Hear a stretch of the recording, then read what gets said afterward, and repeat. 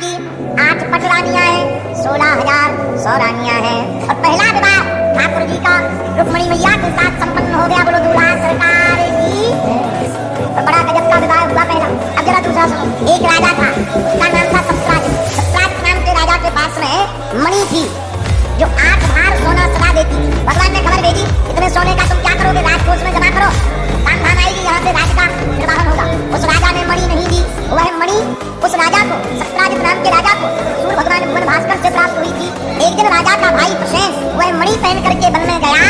वहाँ शेर से सामना हो गया, सिंह से। सिंह ने राजा के भाई प्रसेन को मार डाला और चमकीला पत्थर समझकर मणि को अपने पंजों में दबा लिया।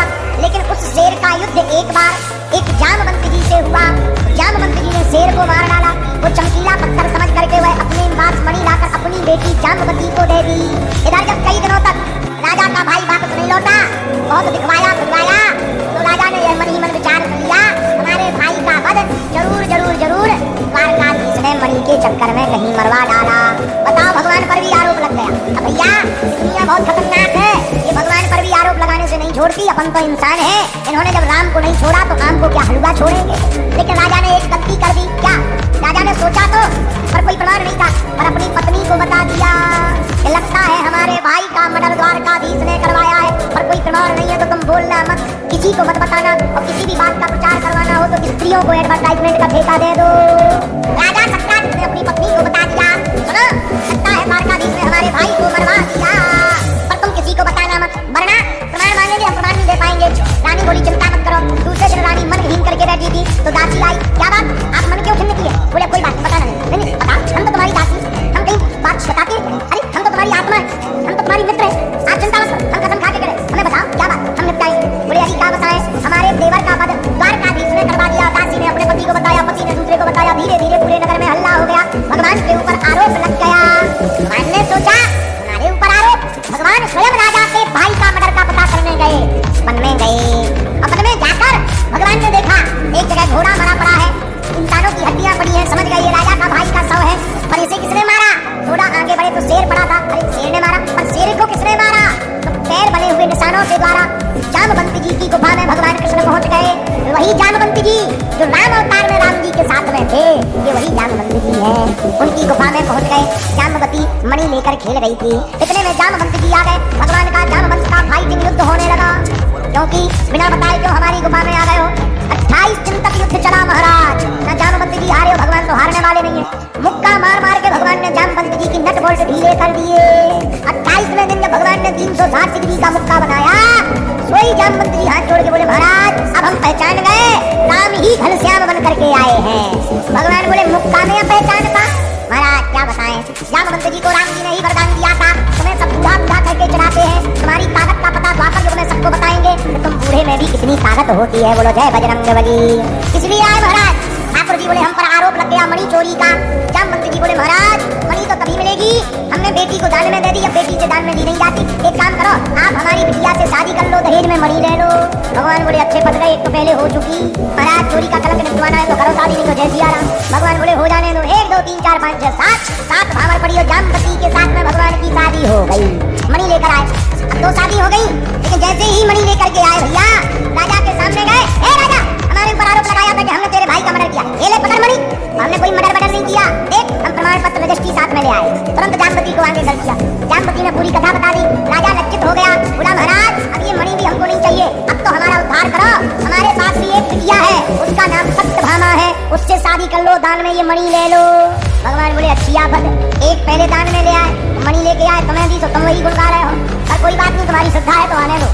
1 2 3 4 5 6 7 भावर पड़ी। भगवान का तीसरा विवाह संपन्न हो गया, इसके साथ में सत्यभामा जी के साथ में बोलो दूल्हे सरकार की। अब चौथा विवाह और सुनो। एक बार भगवान अर्जुन के साथ यमुना के किनारे घूम रहे थे, एकांत में एक कन्या बैठकर तपस्या कर रही थी। भगवान अर्जुन से बोले अर्जुन जाओ पूछ के आओ ये किसकी तपस्या और क्यों कर रही है। अर्जुन जी गए, राम राम देवी जी। हाँ राम राम महाराज। कौन हो? अरे महाराज मेरा नाम कालिंदी है, मैं सविता की दुहिता हूँ, मेरा नाम कालिंदी है। क्या कर रही हो? तपस्या। किसके लिए? भगवान द्वारकाधीश को पति के रूप में पाना चाहते हैं। अर्जुन जी बोले तपस्या पूरी हो गई और दूल्हे राजा पीछे खड़े। भगवान बोले अर्जुन जी क्या हुआ?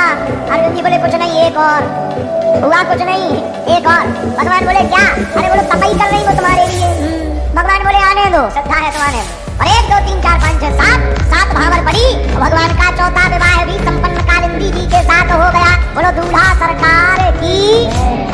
अब भैया 5वां सुन लो। उज्जैन देश के राजा थे, उज्जैन के। उनका नाम था, 2 भाई थे, इंद्र और अरविंद।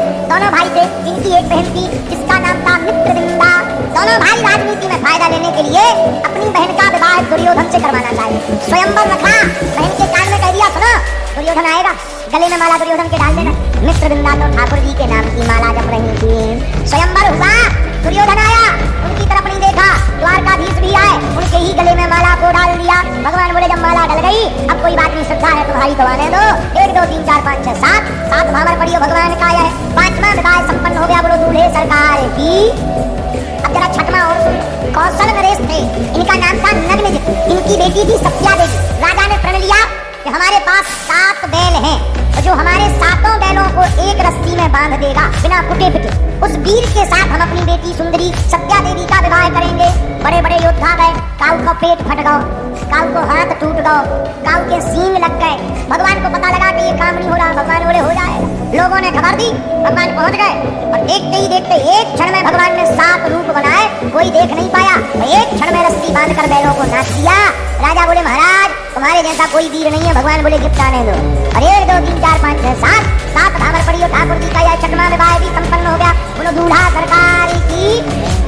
अब जरा 7वां सुनो। वसुदेव जी की छोटी बहन थी श्रुतकीर्ति, भगवान से बड़ा प्रेम करती थी, अब भगवान के चरणों में सदा जुड़ी रहना चाहती थी। क्या उपाय है? तो भगवान से जुड़े रहे। उन्होंने मन में विचार किया कि प्रगाढ़ संबंध बनाए रखने के लिए हम अपनी बेटी का विवाह ठाकुर जी के साथ कर देंगे। उनकी एक बेटी जिसका नाम भद्रा के विवाह का संबंध लेकर गई। सरकार आपके चरणों में हमें प्रीति बनाए रखना है, आपसे प्रगाढ़ संबंध बनाए रखना है, आप भूले ना, आपसे नाता जुड़ जाए। आप एक काम करो, हमारी बिटिया है भद्रा, उसको स्वीकार कर लो। भगवान ने कहा जो आज्ञा। 1 2 3 4 5 6 7 भावर पड़ी। और ठाकुर जी का यह 7वां विवाह भद्रा जी के साथ संपन्न हो गया। बोलो दूल्हा सरकार की। अब जरा 8वां और सुनो। एक मध्य देश का राजा था। राजा ने प्रतिज्ञा की, ऊपर घूमती हुई मछली की आंख में उसका प्रतिबिंब नीचे देखकर जो तीर मारेगा उसी के साथ हम अपनी बेटी का विवाह, लक्ष्मणा का विवाह करेंगे। बड़े बड़े तीर वाले गए, मछली के पेट में लगी, पूंछ में लगी, आंख में नहीं लगा। भगवान बोले चलो छोड़ो, तुम लोगों से नहीं होगा। और भगवान ने नीचे प्रतिबिंब में देखकर जहाँ तीर चलाया, सोई मछली की आंख फूट गई और भगवान जी का 8वां विवाह जुड़ गया। बोलो दूल्हा सरकार की। ऐसे भगवान की 8 पटरानियां आई और 16,100 विवाह ठाकुर जी ने थोक में कर। एक राजा ने सुंदरियों को बंदी बना लिया, भौमासुर नाम के राजा ने। भगवान ने युद्ध करके मार डाला। 16,100 स्त्रियां निकली बंदी गृह से। भगवान बोले घर जाओ अपने अपने। स्त्रियां बोली अब कहाँ जाए, अब कौन हमें स्वीकार करेगा? कलंक लग गया है कि हम बंधन में रहे, राजा के बंधन में रहे, अब हमें कोई स्वीकार नहीं करेगा। भगवान बोले उपाय क्या? स्त्रियां बोली 2 उपाय हैं। क्या? एक, या तो आप हमें अपना बना लो, नहीं तो हम मरेंगे। भगवान बोले अच्छी आप, एक तो बंदी गृह से छुड़वाया, ऊपर से करें या तो स्वीकार करो, नहीं तो मरेंगे तो हत्या होगी। बढ़िया बात है। भगवान बोले मरो ना, अब जो होगा तो देखा जाएगा, चलो आओ। 1 2 3 4 5 6 7 भावरें पड़ी। भगवान के 16,108 विवाह संपन्न हो गए। वीडियो अच्छी लगी है तो वीडियो को लाइक करें और चैनल को सब्सक्राइब करके बेल नोटिफिकेशन को ऑल पर सेट करना ना भूलें। जय श्री राम।